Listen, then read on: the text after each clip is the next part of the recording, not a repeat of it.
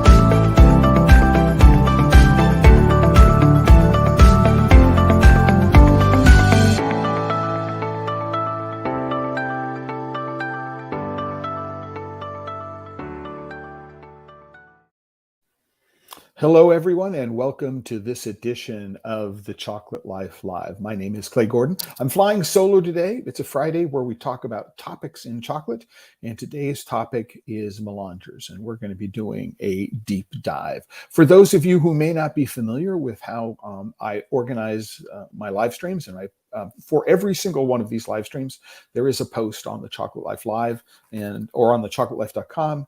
And you're seeing next to me what that post looks like. And we're going to be referring to this post, and we're going to be referring to a presentation and to other things that I've collected in support of today's presentation. I do want to remind everybody that if you are watching live, what you can do is you can go to the comment or chat section, whether you're watching on Facebook or YouTube or LinkedIn, and you can throw your comments into the chat. I will see them, and I will be able to get your comment or your question if you have specific things you'd like to be covered during the course of the next hour. And with that, let me start the presentation. And what I want to do is I want to set the stage with a little bit of background. And you notice that even though on this slide we're talking about melangers, what I've done is I put a photograph or an image of a metate on it. A metate would be the first grinding stone that would have been used to convert cocoa beans or to transform cocoa beans into cocoa liquor, the first grinding mechanism that we know of from several thousand years ago. When we think of the term melanger, I think the important thing to know is that it is a French term, and it comes from the word for melange or mix or mixer. And so this is an important thing to know, is melangers are fundamentally mixers. Now, while they do refining, right, as part of what it is that they're doing, they're also made for being able to take multiple ingredients and mix them together. All right, so we need to keep that in mind as we look towards how these machines are used in modern day terms when it comes to making chocolate. So I want to jump really quickly into a quick history lesson. Now, I've got a photograph of a Spectra Santa melanger, which is one that was first recommended for chocolate making in the desktop. It is the machine that became the standard. The style of machine became standard for chocolate makers starting back in about 2004, when John Nancy of Chocolate Alchemy first pioneered the small craft chocolate production pathway that many people start their chocolate making journey on. They may grow out of these particular machines, but many people know them because they are small and inexpensive and easy to get their hands on. But these are not, as you might imagine, the original melangers and grinders. And so a little bit of history. What I've done is I have put links to all of these pages onto the post for today's live stream on The Chocolate Life. If you've got a question, you can refer to them. So you don't have to take notes and you don't have to worry about being able to read closely. You can go and you can look at these things yourselves right now during the stream, if you're listening to me and you've got access to a computer, or at any point in the future.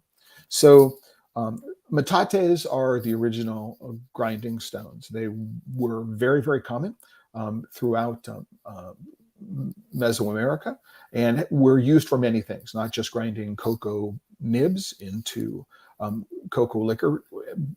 And that cocoa liquor could then have spices and other ingredients added to them, not sugar originally, because sugar was introduced with the European conquerors.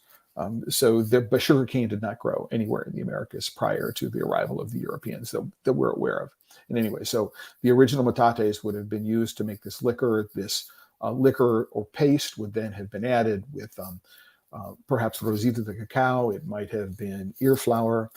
It could have been chili, definitely, not could have, but definitely chili peppers and other ingredients that would have been used to form the basis of the beverage that everybody drank at the time. From the hand-operated metate, the next innovation in technology would have been water wheels. There is evidence of water wheels being used to grind grain as far back in China as the 5th century BCE, so 3,000 years ago. They made their way through into modern times, obviously. And we can see that some of the earliest large-scale chocolate factories in the United States, specifically the Baker factory, I believe in the 1760s in Massachusetts, would have been incorporated a water wheel. Now, also used would have been windmills as another form of propulsion for the grinding stones. And almost all of the early mechanized chocolate grinding would have been done on what are called grist mills. And a grist mill, originally used to grind grains of all sorts, consisted of two horizontal stones. One of them would have been fixed, one of them would have been rotating, and you would pour the material to be ground into a hole in the center of the top stone. It would be flow down into the gap between the two stones. And if you look at the articulation of the surface of the stone, this articulation would have not only reduce the particle size of whatever it was being ground, but also transport it to the perimeter at the same time. And for those of you who may not have caught it, there's a link to these pages on TheChocolateLife.com on the post for today's live stream. So there's obviously a Wikipedia page. There are lots of reasons to love Wikipedia, and there are lots of reasons not to love Wikipedia. But for these kinds of resources, I think they can be thought of as fairly authoritative. And you can see lots of different kinds of grist mills in the page here. And what we would have seen in the prior to the early 1800s is these kinds of technologies being used to grind cocoa nibs into liquor. And again, the Baker factory in Dorchester, I believe, Massachusetts in the 1760s or thereabouts would have produced liquor, not what we think of as chocolate at that point. So anyway, this is the progression of grinding technology, with the metate being the OG grinding technology used for converting chocolate. And this would have been prevalent throughout the early manufacturing of chocolate as it went back to the old world. So cocoa beans went to Spain. In Spain, they would have used the metate originally, and these chocolate grinders or the chocolate makers would have gone, often they would have gone from one location in town to another location in town, like the scissor sharpener, and they would take their metates and they would make their chocolate for people locally, for whoever their customer was at their premises. It's only later, as they start taking large scale grinding technology, which was water wheel assisted or wind wheel assisted, that we would have started seeing large scale manufacturing. And we don't really see that in the early part of the European manufacturing process. Right? So a little bit of history there. So when we think of melangers, specifically for chocolate, I mean, this is the style of machine that I most closely associate with the history of. This is a purpose-built machine for manufacturing chocolate. And we see these showing up for those of you who were part of the Clubhouse series that we did with Michael Leskonis on the history of chocolate in New York City. We'll see pictures of these machines going back in the history of New York City chocolate making, back to its earliest days. And this is a machine that I think that many people would recognize. And I think that a lot of chocolate makers would go, ooh, I would love to have. I would like to be big enough. I would like to grow into one of these machines. I mean, as big as this machine looks, and it's probably about 2 meters or about 6 feet across, maybe 6.5 feet across, is its working capacity is probably only about 50 kilograms. I'll give you a close-up of that. I have a video that I shot of one a little smaller size. But what's important to know about this particular machine is that all of the grinding pressure, which is applied by the weight of the stones. Right? So these are massive, massive bits of granite. And if you go and you look at this presentation, you can download it. It's currently available on TheChocolateLife.com for download. The entire presentation is, if you want to go take a look at it.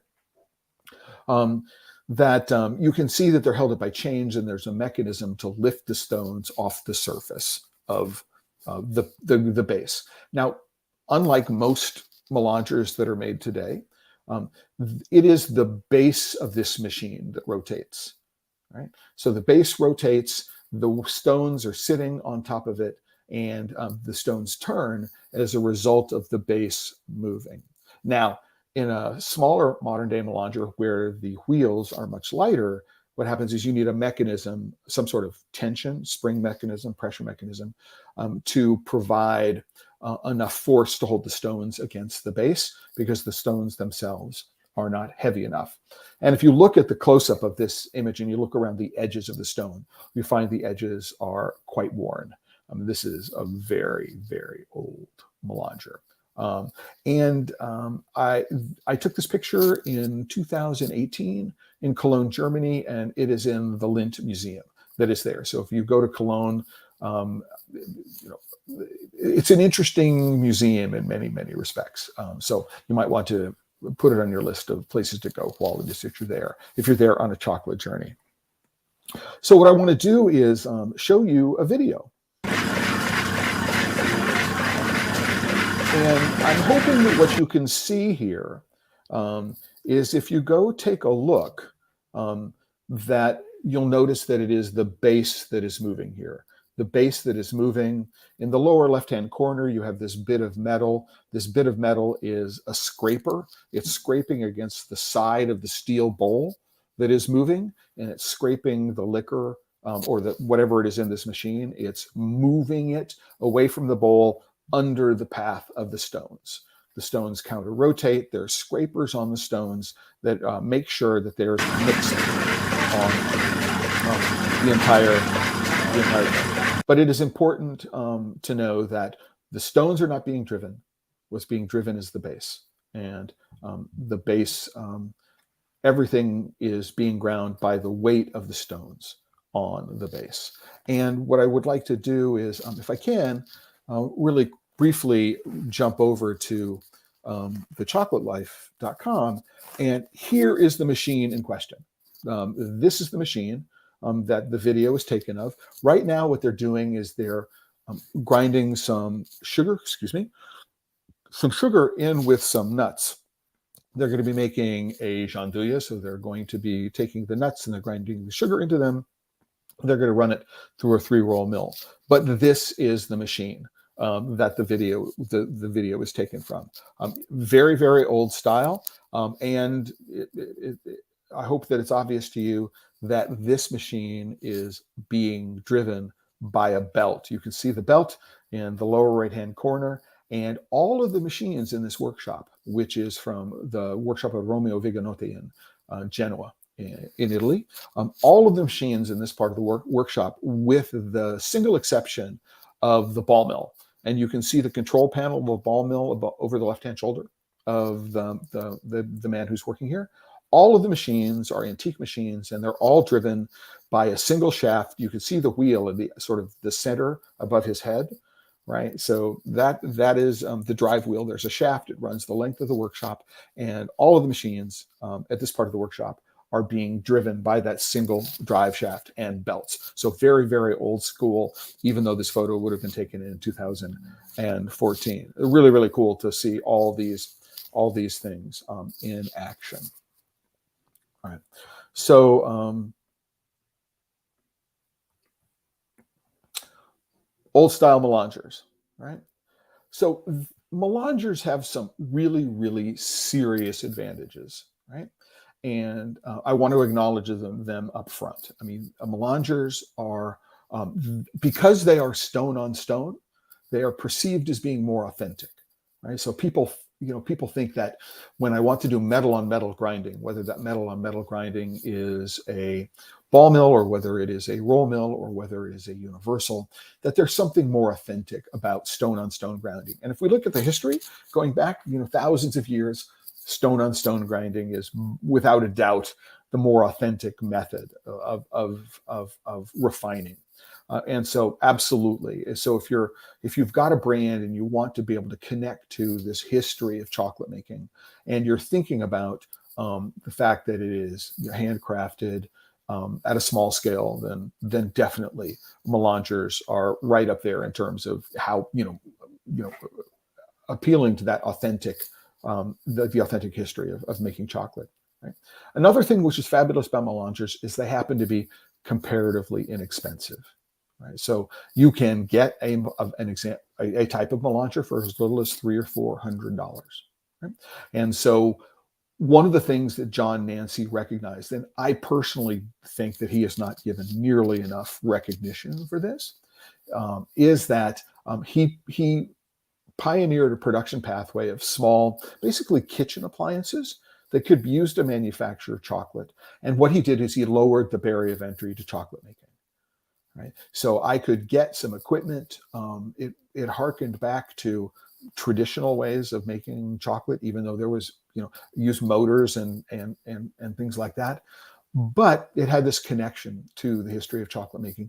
And importantly, they were relatively inexpensive. So I could go out, invest in some equipment, and I could start making chocolate. And it was a hobby, and I would invest as much as if I would, got into craft brewing or something like that, or winemaking at home. That was sort of really fundamental in kickstarting the ability for people to get into chocolate making. Prior to that, the investment required would have been hundreds of thousands, if not millions of dollars. And now I can do it for less than $1,000 if I'm handy and I'm interested in doing some DIY. Just really, really simple. Right? The other thing which is really important to know about melangers is you look at them and you go, I know how this works. It's really obvious how this works. So it's really, really easy to understand how they work. They're easy to learn how to use them, right? And that is fundamental. It is less obvious exactly what the parameters are you need to control in a ball mill and what those parameters are and how you can control them. And so it requires a better understanding of the physics and chemistry that are involved. And so the great thing about melangers is, bang, you look at them and you go, I know how this works. You've seen these things before, probably in some other context. And it is that accessibility that makes them really, really valuable tools for chocolate makers. And then finally, the thing about melangers is that I can go from one size melanger to another size melanger to another size melanger. And the process will remain roughly the same. I probably don't have to make any major changes. I mean, obviously, it will take longer. I mean, if you go from a 3-kilogram melanger to a 35-kilogram melanger, even though the stones are bigger and the bowl is bigger and everything about that is bigger, it turns out that just because you have more stuff to process, you have more nibs, more sugar to process, it's going to take longer, right? And so the differences between moving from a small melanger to a big melanger have more to do with, I think, timing than they do, I need to rethink everything about the way I approach making the chocolate. And these are the huge advantages that melangers have compared with other technologies, right? The other, and this is the key point about this. I mean, I've got pictures of 7 different melangers on this slide, right? But fundamentally, they are the same machine, right? And that's really, really important. So I can look at one and understand how it works. And now I understand how all of these other machines work. And the differences are things like, do they have a tilting mechanism on them? Is there a pressure what is the pressure mechanisms that holds the stones against the grinding base?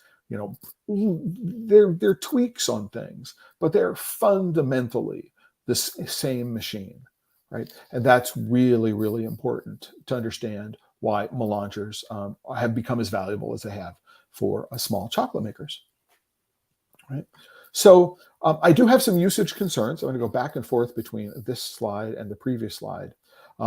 And to point out that one of the challenges with all of these machines, right, with perhaps one exception, right, is that pressure on the stones is exerted from above by springs. And if what you want to do is you want to release the stones for cleaning or to reduce the pressure so that you're moving the chocolate around in the machine, but you're not actually refining it, right? That what happens is that it becomes really, really difficult to maintain a consistent pressure, right?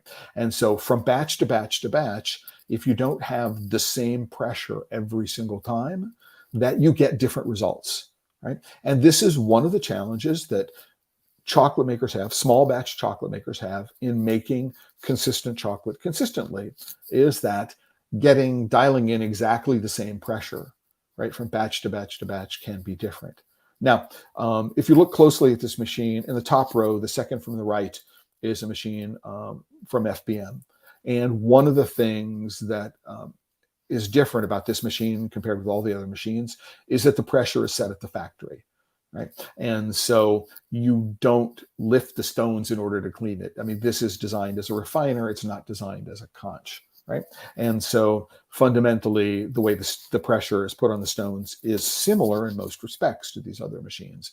But for the most part, the pressure is not adjustable. And that's one of the ways that you can maintain consistency. Some people don't understand why they would need that. But it is really, really important to understand that pressure and consistent pressure is one of the challenges that you're going to have to take a look at if what it is you want to do is you want to make consistent chocolate consistently, right? So that's an important thing to understand. The other thing to take a look at is that in none of these machines is there any way to control the temperature of the chocolate in the bowl, right? And so it turns out that how long it takes a chocolate to get to a particular temperature, what that temperature is, how long you hold it there, how consistently you can hold it there, turn out to be key parameters, again, in being able to make a consistent product, right? And in none of these machines is there any way to control the temperature.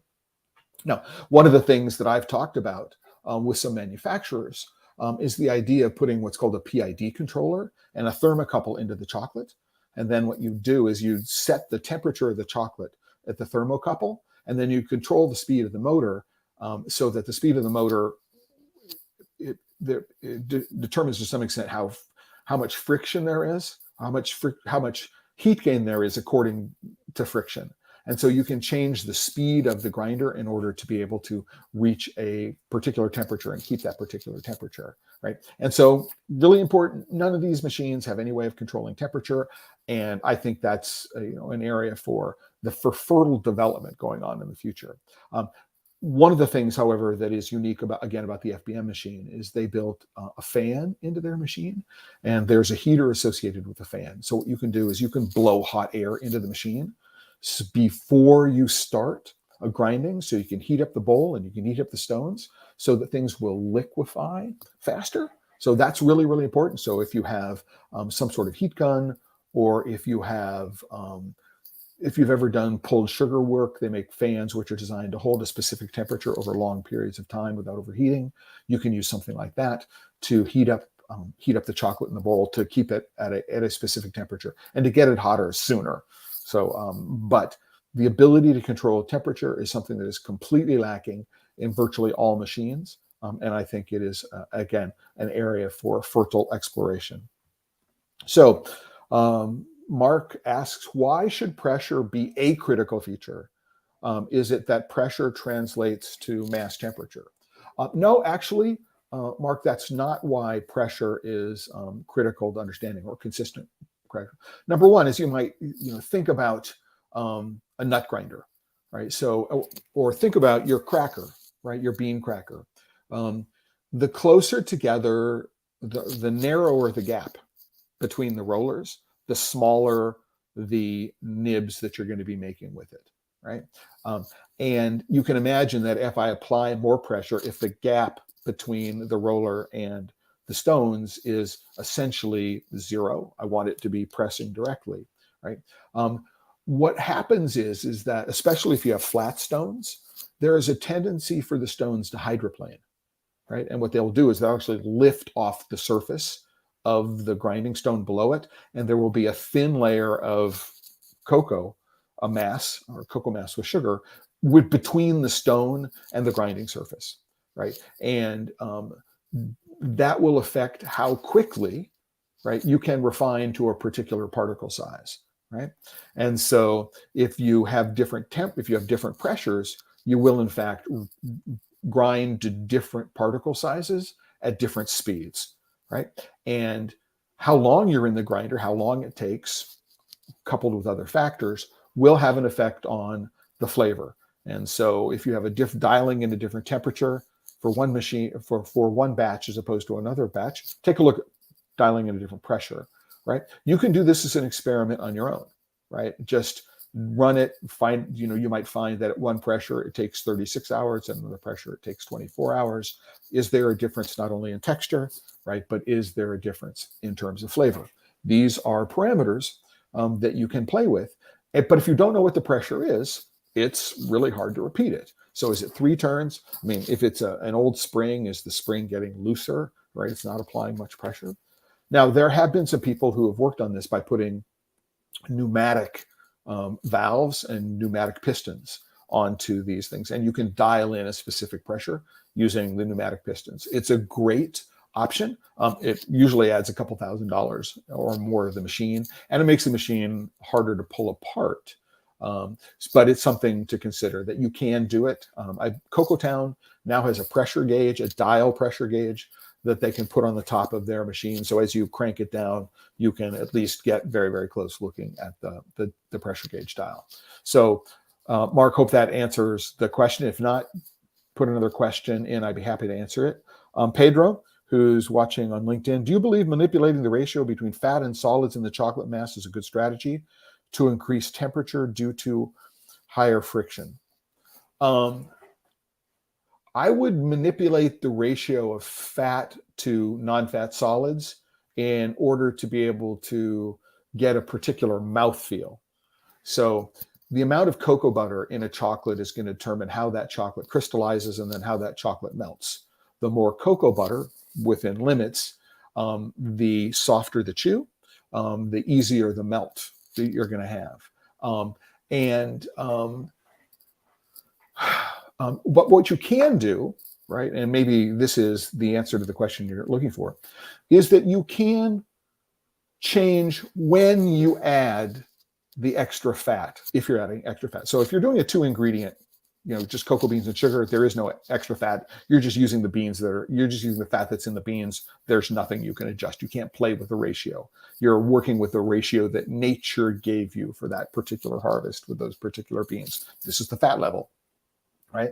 But what you can do is you can change when you add any added fat. So what you might do is you might say, I'm going to add a portion of my added cocoa butter very early on, because what it is that I want to do is I want to help get the nibs into a really fluid liquor state sooner rather than later, right? And certainly adding fat early on will help you do that, right? What you need to be careful about is that fat, the cocoa butter absorbs aromas. And so if you have a really, really acidic bean, right? So there's a lot of acetic acid in the bean, then throwing in all your cocoa butter at the very beginning is going to make it more difficult to conch that acetic acid out later on. But you can play with how much cocoa butter you add, again, for the overall recipe context, but when you add it will affect processing. And one way is to get the liquor or get the nibs as fluid as possible, as quickly as possible, so you can start adding the other ingredients. And so that's the way I would think about it, adding cocoa butter. But in a melanger, as with any other machine, you have to be consistent.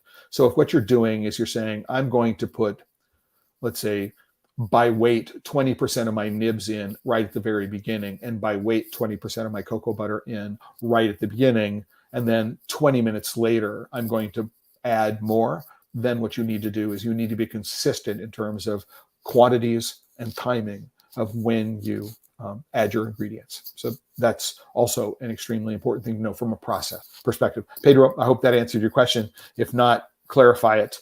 And perhaps there's another question that came to your mind as I answered that.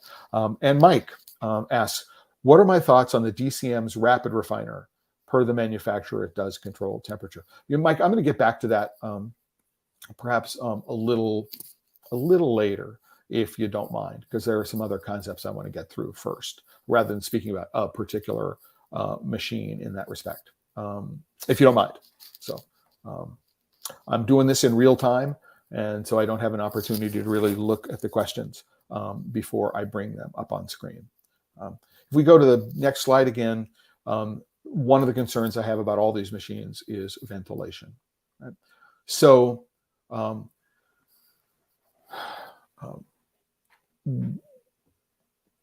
if we think about conching, right, one of the aspects of conching is removing volatile aromatic compounds, volatile organic compounds, VOCs, volatile aromatics, that we don't want. One of them is acetic acid, for example.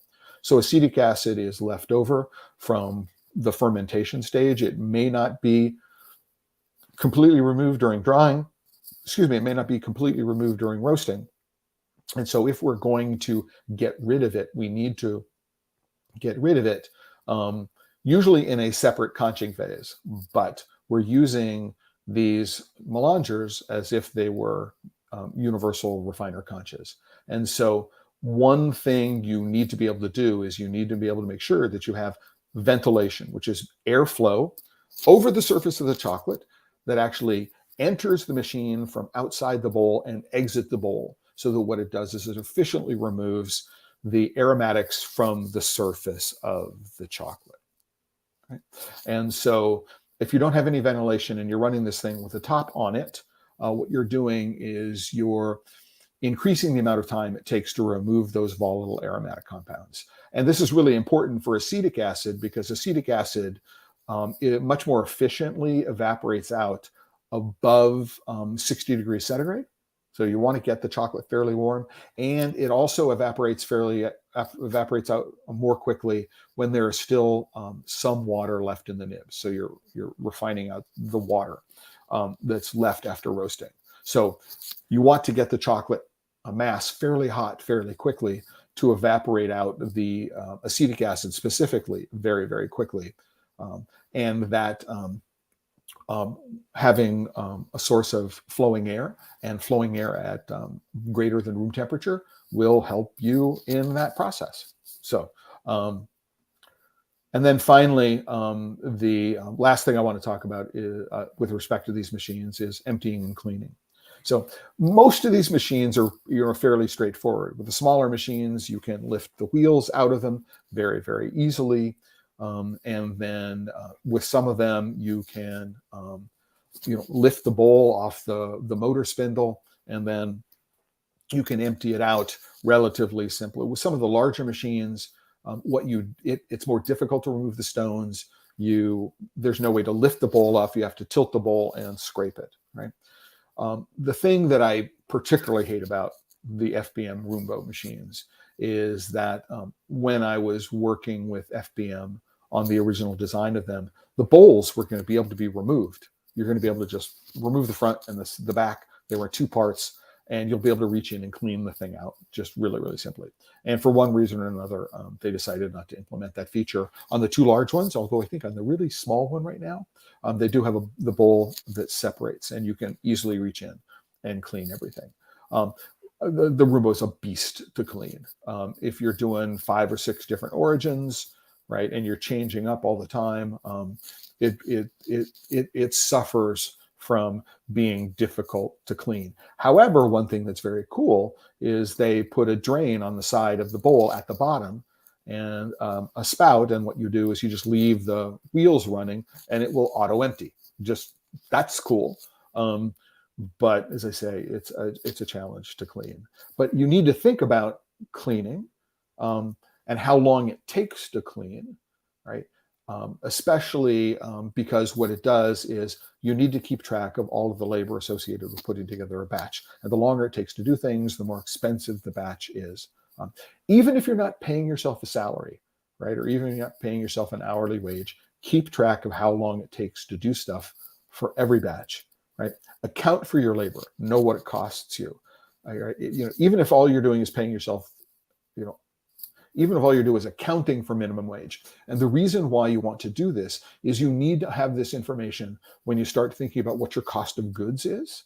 Right? So when you start trying to calculate what the gross margin is you need to charge, right, before you think, oh, this is what I would need to sell it to a wholesaler. This is my gross margin. This is the base amount of margin I'm going to make. And that if I'm selling it directly, then I capture all the rest of the margin.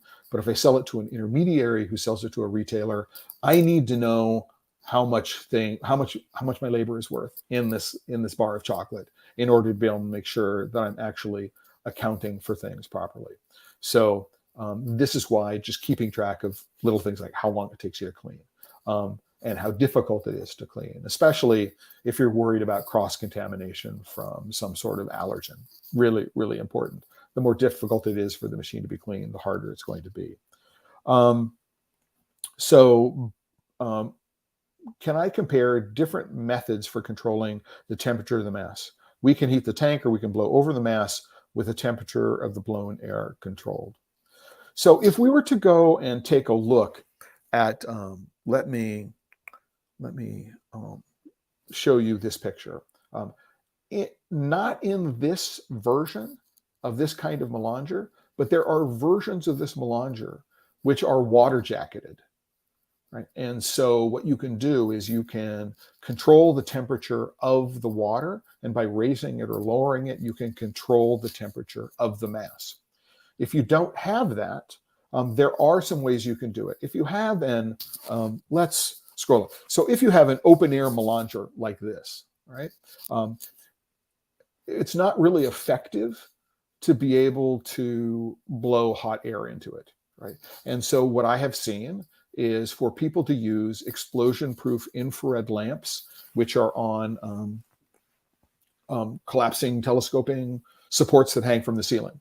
So what you can do is you can pull this infrared lamp, and the infrared lamp is like right on the wheels, right? And you can turn it on an hour or two. You can turn the lights on an hour or two to sort of warm up the stones and warm up the grinding stones and warm up the base before you start the processing. And then you can keep them on, and you can focus them on the chocolate. Don't let them too close because they can be warm.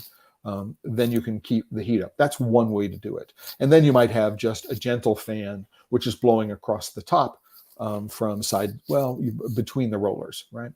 From front to back or from back to front. And it's what's doing is circulating air, and it's pulling off the volatile aromatic compounds from here. But it is really important that whatever kind of lamp you put above this, if you are using a heat lamp, is that it be explosion proof, right? You do not want to ever be in the position where a little bit of chocolate just sort of flings itself up into the air. And we look around on the floor and say, how did that chocolate get there? It happens. If it hits the surface of the bulb, it can cause a temperature differential in the bulb, and the bulb can explode. And if you have an exploding bulb into a batch of chocolate, no good, have to throw away the entire thing.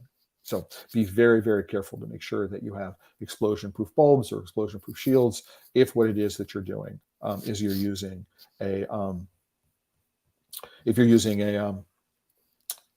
heat lamp. So if we go back and look at some of these machines, if we look at the really tiny tabletop Premier grinder, what are some things you could do? Number one is you could point a lamp at the side of the bowl, right? Or you could point some sort of heat gun at the side of the bowl. Again, if you're using a source of heat, you want to make sure that it's not so hot that you run the risk of heating the steel so that you're going to scorch something. And it turns out that for any of these machines, that would be an approach that you could use. You could heat the exterior of the drum. Now, that doesn't solve the airflow problem. With the FBM machine, the temperature of the air that you can blow into that machine easily gets above 70 degrees centigrade. And so there is a there's a plexiglass cover so that you can look in rather than a steel cover. I don't know why people put steel covers on these machines. You want actually a clear cover that you can look in and see what's going on. Theirs are hinged front and back with a sensor on it. So if you open it up, everything stops. You can't hurt yourself by sticking things in and get your tie caught in a roller or something like that. What you can do, however, is you can take the plexiglass cover off. You can drill a series of holes in it. I often recommend that what people do is they drill a hole in it for a computer fan. And they actually have two, one on the front flap and one on the back flap. And what they do is they push air from the outside into it and they pull air over the top of it. And then what they can do is they can use the hot air capability that comes in with the machine to actually heat the air to a specific temperature. And they're just using these fans to increase the efficiency of the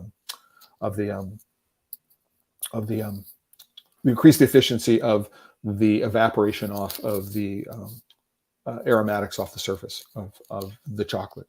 So this is where I think, Mike, it makes sense to come back and talk with you.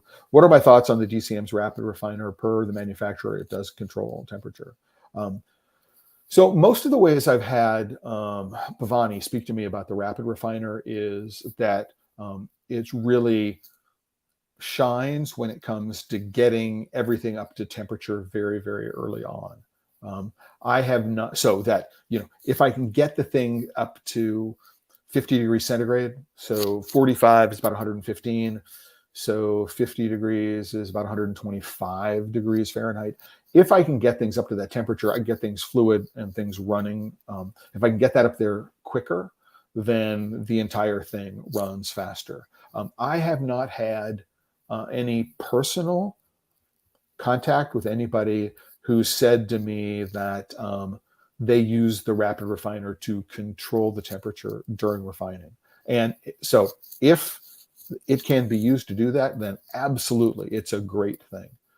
And if the rapid refiner option was available throughout the product line, it would, I would give it preference over other machines just for that capability, the ability to control it, get it up to a specific temperature quickly, and then be able to control the temperature is, I think, just one of the most important things to be able to do when you're making chocolate. Now, what I would like to do is have a thermocouple, and what I'd also like to be able to do is have a data logger so I could actually keep track of what the curve was, how quickly it did things. So from batch to batch to batch, I could understand some of the parameters, like, is it 2 degrees colder in the room today, or the little things like that. How do they affect overall differences in terms of production? So I would like more information.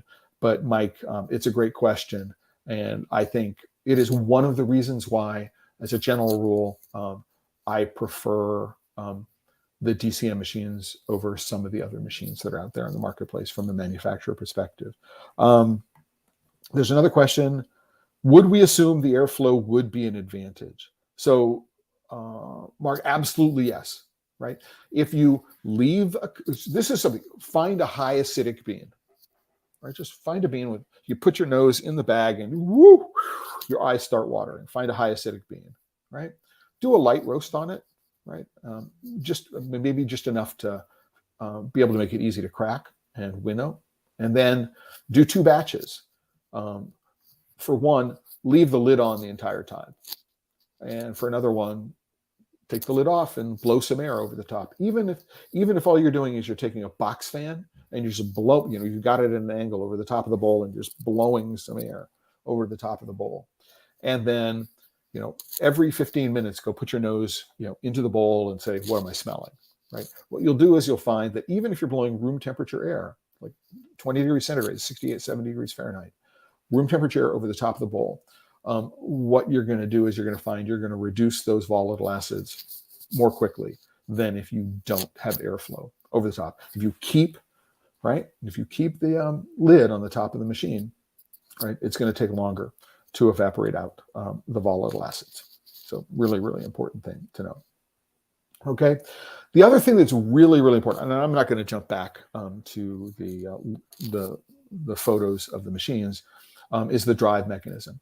If you have an option, a direct drive mechanism, you want the shaft of the motor. Ideally, the motor has some sort of variable speed mechanism, whether you do it mechanically through a gearbox or electronically through a variable frequency drive. It doesn't matter to me. But what you want is the axle, which is driving the bowl, to either come directly from below or directly from above. It is mechanically more complicated, and there are issues related to wear and tear if what you're doing is you have an offset motor and you're driving the bowl using either a belt or a chain, right? So number one, direct drive if you're given the opportunity. Now, the reason why at FBM we recommended direct drive from the top is we wanted the bowl to be stationary, right? And the reason why we wanted the bowl to be stationary is we thought it was safer than to have a spinning bowl. Now, if you look at some of the machines, there's a gap that's not very wide between the edges of the bowl and the stand that's holding the bowl. And if you were to get your hand or something caught in that, you could hurt yourself, right? I'm still surprised that mechanism, that more people haven't been hurt, but it does represent a safety concern. And so at FBM, what we did is we had the motors from the top rather than the bottom. In any respect, direct drive is the preferable way to go, all right, than something which has an offset motor and uses either a chain or a belt to drive, to turn the bowl, right? Another thing to consider is the bearings and the axles. There are lots of complaints about less expensive machines that have nylon bearings through the center of the wheels and that have lightweight axles. And what happens is that the more pressure you put down onto those axles and those bearings, what happens is the pressure is applied at one point, and what that does is it skews the wheels.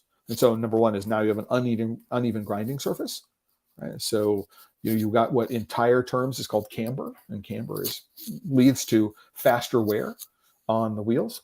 But what happens is you're now exerting pressure on the bearings in the center of the stones in an uneven fashion. And what it will do is it will cause the bearings to fail much more quickly. So, while the drive mechanisms are also important, you want to think about the bearings and the axles and the way pressure is applied. Now, for many of the machines, I think that DCM is doing this. I know that, for example, the machines that are sold by Kanzama, what they do is they have independent mechanisms for each wheel, right? So that you don't have any opportunity to camber, to introduce pressure where there's more pressure on the inside of the stone than the outside of the stone, which will lead to uneven wear on the stones, not only the grinding stones, but on the base, but also uneven wear overall. So bearings and axles are really, really important. The type of granite, not all granite is the same. And there are some granites that are harder than others. And so the harder the granite, the longer the life of the grinding stones and the base. Just easy to keep that in mind. Now, I mean, when we were specifying the stone, that was used for the FBM Roomba machines, we actually went to the quarry where the granite for the old style Lehmann melangers came from. So it was really, really hard and really, really robust. And it's different from that used in other melangers. So less expensive melangers are going to be using lower quality granite. That's just all the way around. Okay, just need to know. But there are some things about the granite I'll get to in the next slide.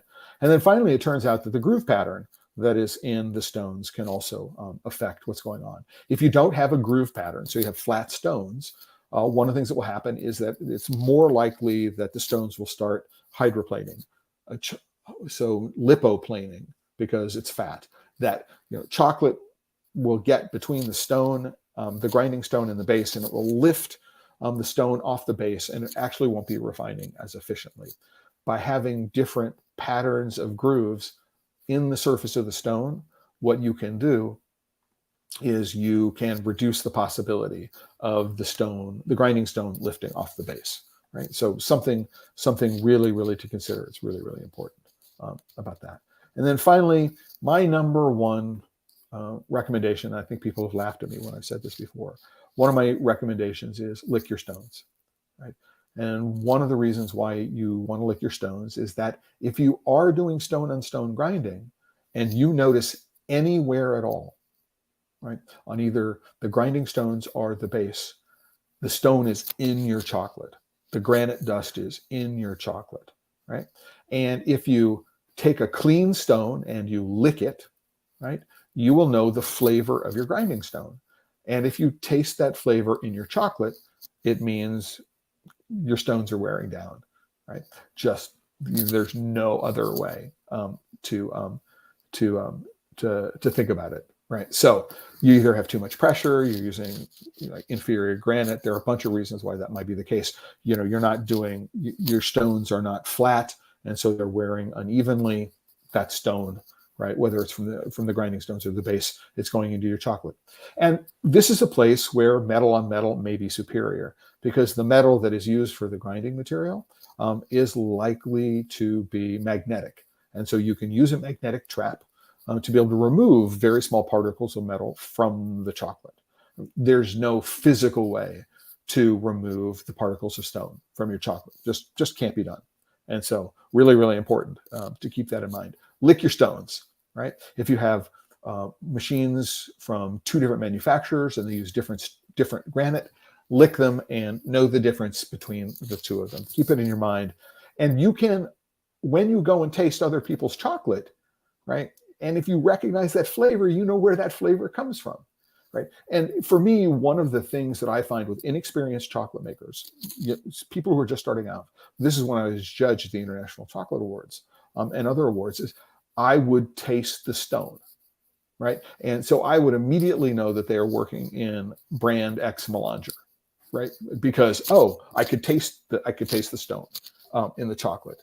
But in order to do that, you have to know what the stone tastes like, and the only way to do that is lick your stones.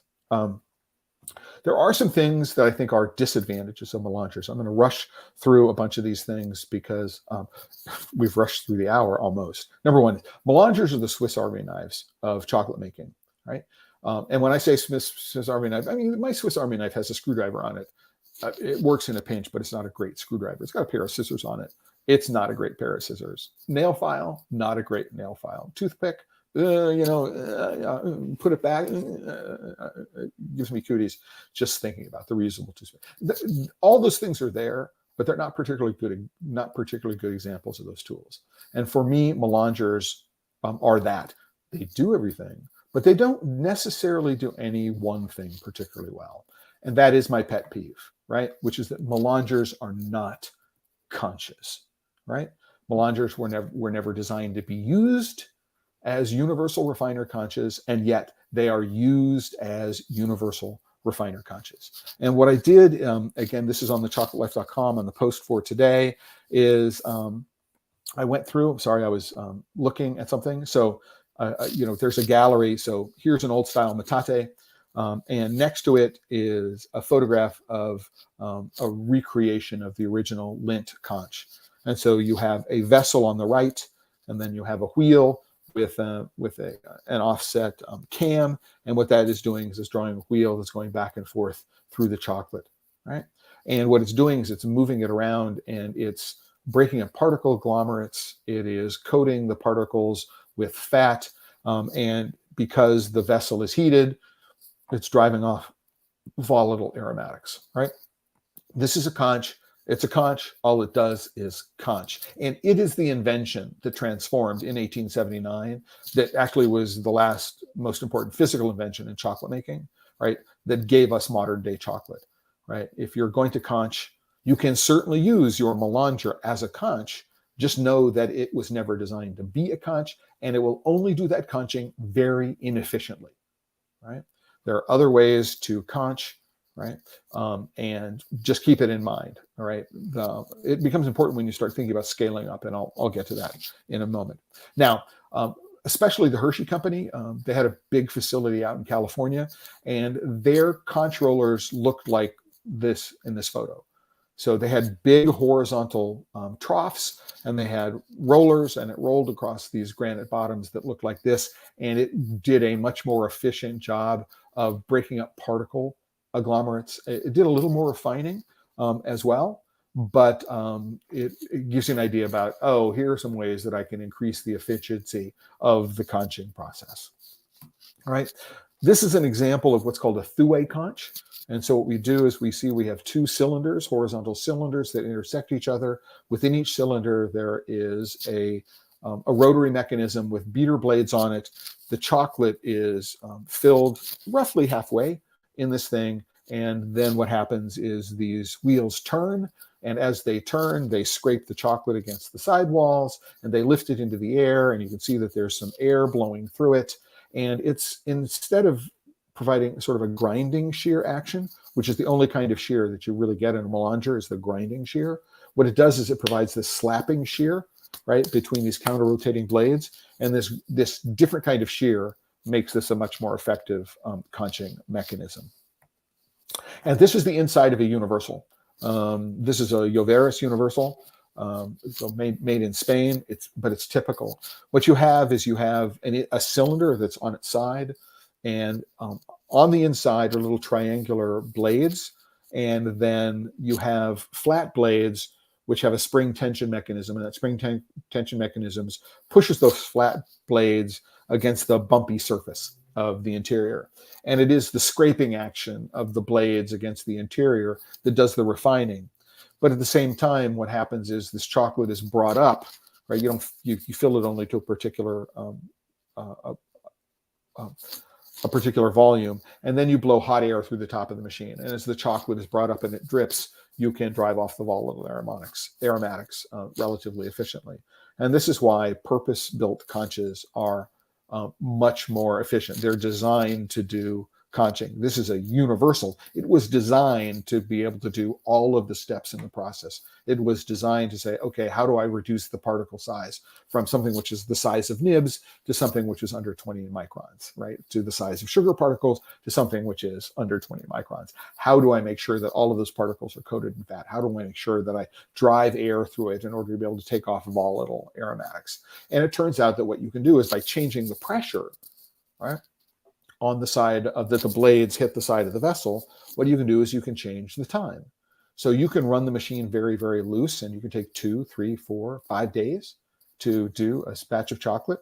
Or what you can do is you can do very high pressure, and you can finish a batch of chocolate in 8 hours or less. Now, if you're going to put a lot of pressure on the machine, what you need to do is you need to make sure that you have some mechanism to make sure that you're filtering out any metal particles that might be introduced into the chocolate through the grinding. Again, but this might be, you need to make sure that the metal that they use is in fact the right hardness. If you use a cheap metal, right, you do not get what you do not pay for. So you buy an inexpensive machine to save money. Maybe what happens is you're not actually using really high quality materials. And that's true of melangers, and it's also true of universals.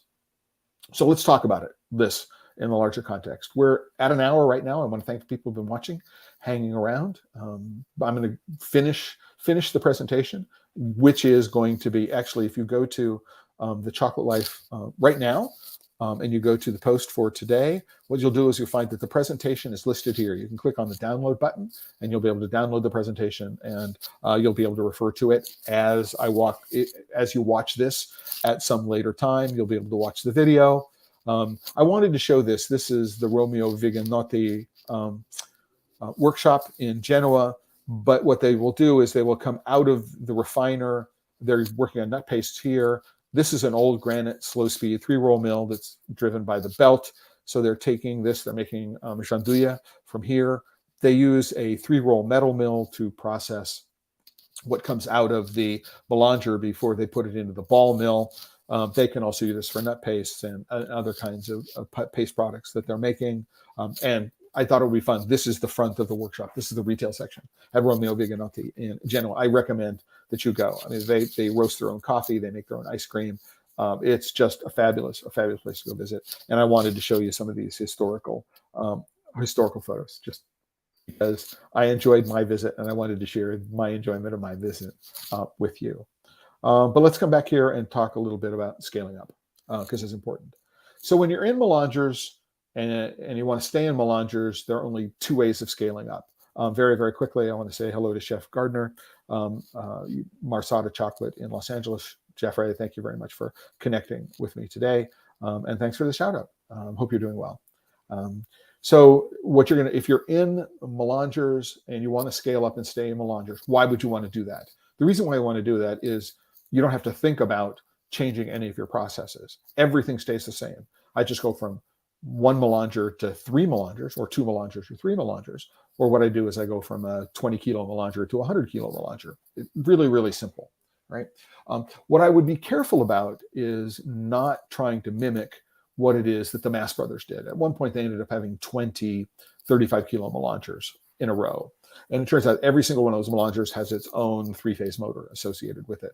And so it's probably the least environmentally responsible way to scale production because it is the least energy efficient way to scale production, right? So I would think very, very carefully about I'm just going to get more melangers, right? And scale production that way. I remember having a conversation with Brian Graham, who is, at Fruition Chocolate a number of years ago, and he went from 3 ECGC 65, so that's the Cocoa Town 35 kilogram melanger, to 1 250 kilogram McIntyre, and he tripled his production and cut his energy budget in half. So think about it. You can buy bigger melangers, you can't buy more melangers, but it makes sense because you don't have to think about it in terms of changing your process, but right, it does come at a cost. Another method, and this is the first way to, what you want to do is you want to think about how do I reduce the amount of time that a batch of chocolate is in the melanger? And one of the ways that you can do that very, very quickly is to buy a pre-grinder. So what you're going to do is rather than putting nibs in the melanger, you're going to put liquor in the melanger, right? Number one way to go do it, buy a pre-grinder, right?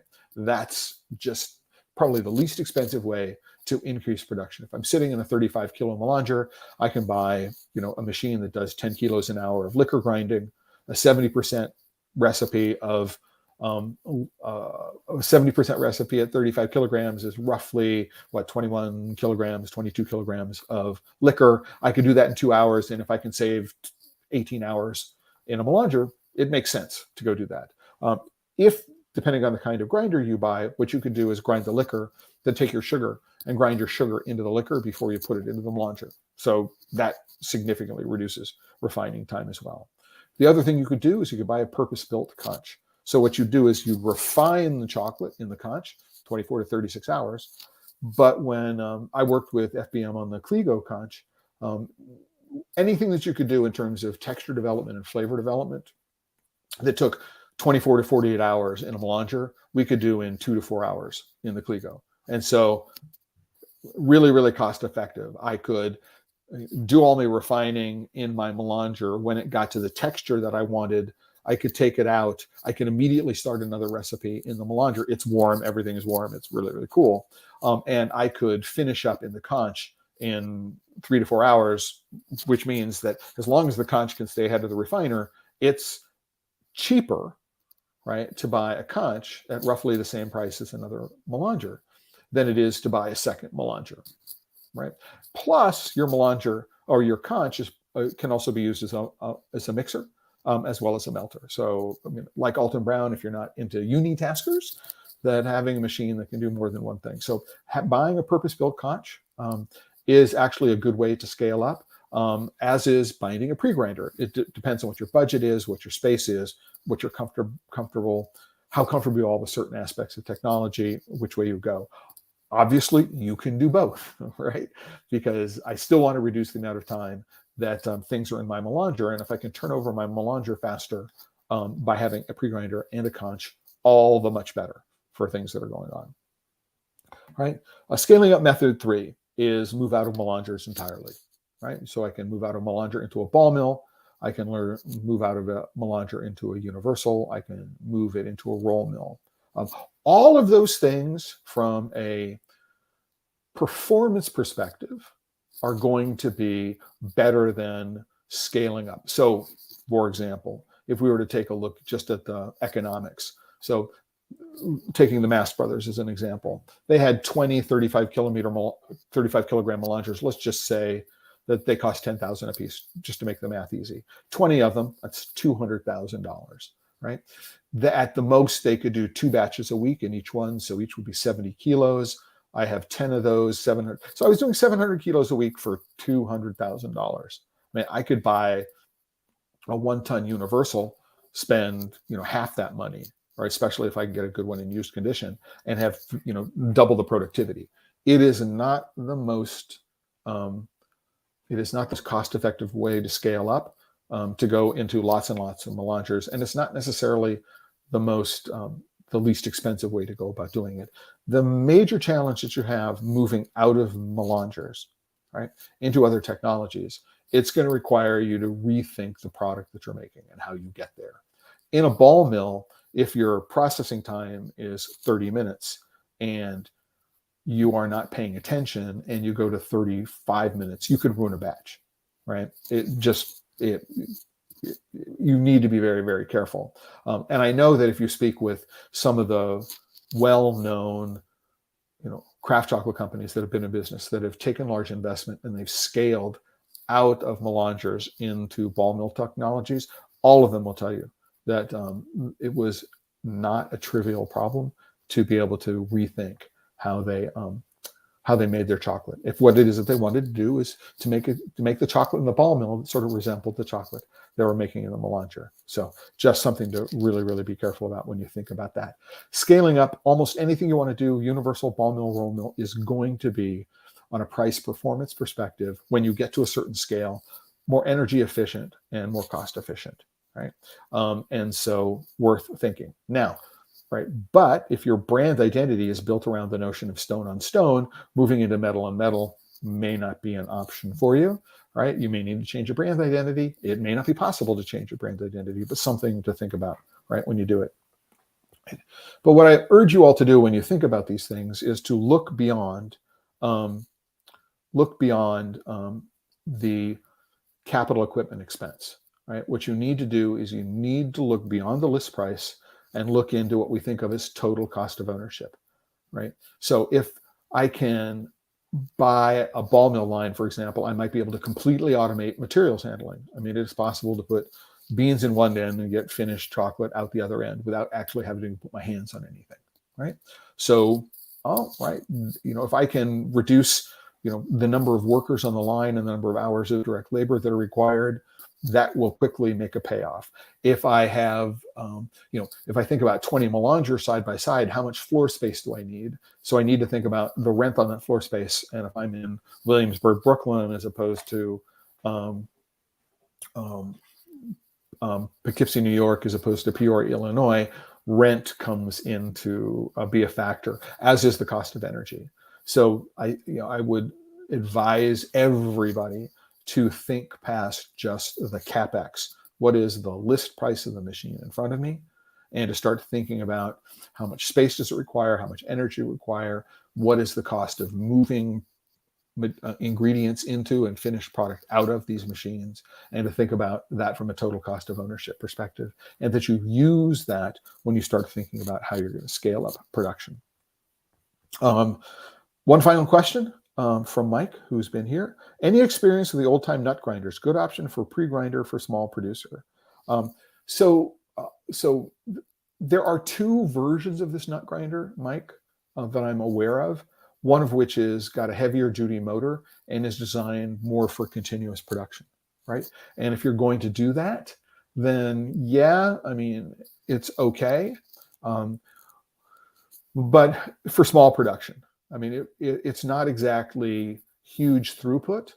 And so if you wanted to do 4 or 5 kilos, probably okay for doing it. I mean, keep in mind that if I'm doing an old-time nut grinder, I have a hopper full of peanuts and somebody puts a jar underneath it and they make the peanut butter that they want, and they're only doing, a pound or two at a time, maybe.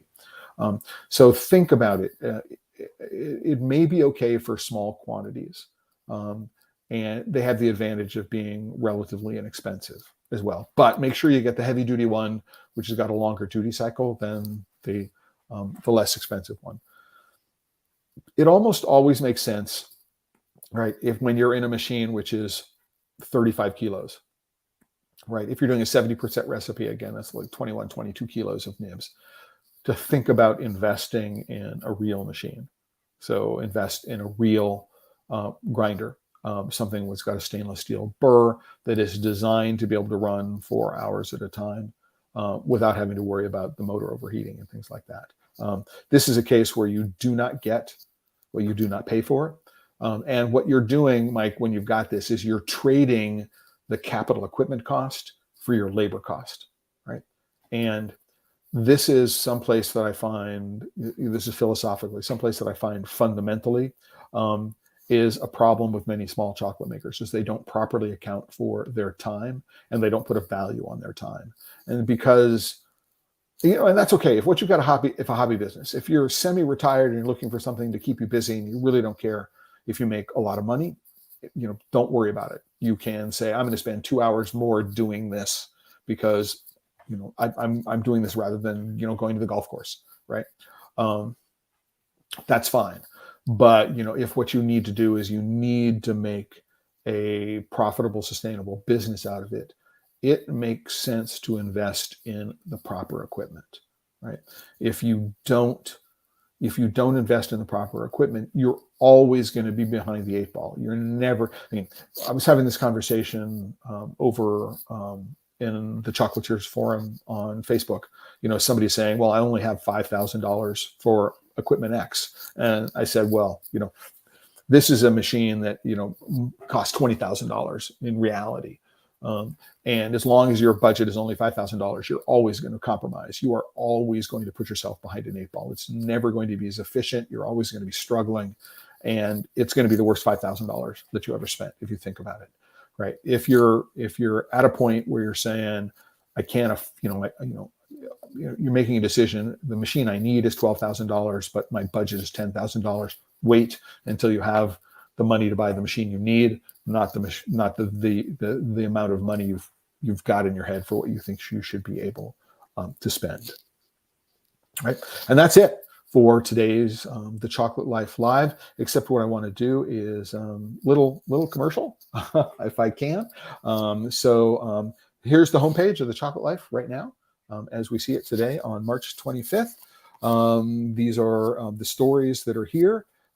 For every single one of these live streams, what I do is I create a post, and that post contains not only the links to YouTube and Facebook and LinkedIn that you can go to.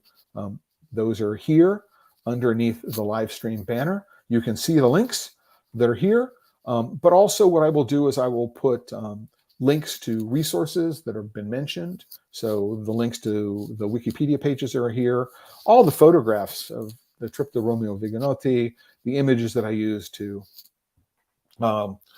be able to refer to specific styles of conchas and things like that. Universals are here as well, and you can go and look at them. If you are a member of The Chocolate Life, what you can do is you can go down to the bottom and add comments. If you're not a member, you can't add comments, but if you are a member, you can add comments. And you can add them here on The Chocolate Life, or what it is, you can go to YouTube or LinkedIn or Facebook, and you can add your comments there. What I'd also like to say is I maintain a calendar.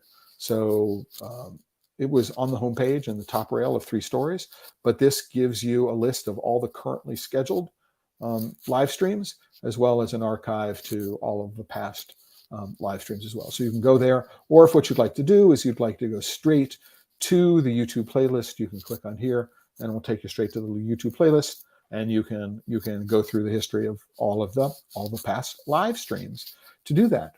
And what I'd like to also point out is that it's the month of March. It's the month of March. Let me go to the homepage. We're having a membership drive. If you're not a member, what you can do is you can click on the join button. Please click on the join button if you're not a member.